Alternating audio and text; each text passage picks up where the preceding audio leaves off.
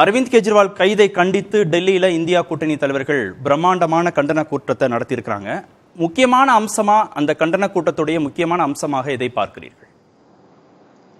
கண்டன கூட்டத்தில் ஒரு எழுச்சி இருந்தது, அதை நாம் மறுக்க முடியாது.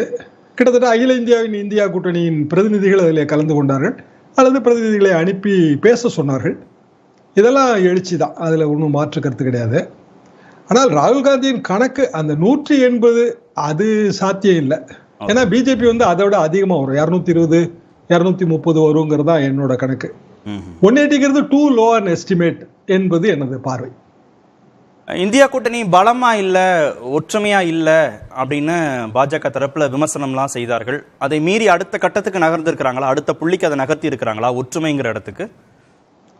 அதாவது இதுல ஒற்றுமைங்கிறது எந்த இடத்துல சாத்தியம் இல்லைன்னா, இது 77 உதாரணம் தான் நம்ம பொருத்தி பார்க்க முடியும். ஜனதா உதாரணம், இந்திரா காந்திக்கு எதிராக ஒரே ஒரு கொடைக்கு கீழே எல்லா கட்சிகளும் திரண்டன. ஆனா அது பொது சின்னம். பாரதிய ஜனதாவின் தாய் ஸ்தாபனம் ஜனசங்கம் தன்னோட சின்னத்தை விட்டு கொடுத்தது. உதாரணமா தீபம், இப்படி எல்லா கட்சிகளுமே, ஸ்தாபன காங்கிரஸ் விட்டு கொடுத்தது.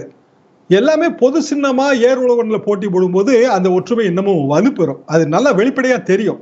ஆனா இங்க பல்வேறு கட்சிகள் பல்வேறு சின்னங்கள்ல போட்டி போடும்போது அது அடுத்த ஒற்றுமைன்னு அதை நம்ம கருத முடியல. எலக்டோரல் அட்ஜஸ்ட்மெண்ட் இருக்கு, அது நல்லா தெரியுது. உத்தரப்பிரதேசலயோ பீகார்லயோ ஒரு தேர்தல் அணுகுமுறை, அதுல மாற்றம். போன 2019 தேர்தலுக்கும் இந்த தேர்தலுக்கும் மாற்றம் இருக்கு. ஆனா அதே மாற்றம் வெஸ்ட் பெங்கால்ல எதிரொலிக்கல, கேரளாவில் எதிரொலிக்கல. அதையும் நம்ம பார்க்கத்தான் செய்யறோம். ஒட்டுமொத்தத்துல பிஜேபிக்கான வாய்ப்பு என்பது ரொம்ப லிமிட்டட் தான். அதாவது 250க்கு மேல தாண்டறதுக்கு வழி இல்லை. ஓகே, அவர் ராகுல் காந்தி 180ன்னு ஒரு கணக்கு சொல்றாரு, நீங்க 220, அதிகபட்சம் 250ங்கிறீங்களா? ஏன்னா 180 ரொம்ப லோ, அவங்களோட ஓன் ஸ்ட்ரென்த் உள்ள ஏரியா இருக்கு இல்லையா? அது திரு ராகுல் காந்தியுடைய கணக்கு. நீங்க 220, அதிகபட்சம் 250 போவாங்கன்றீங்க.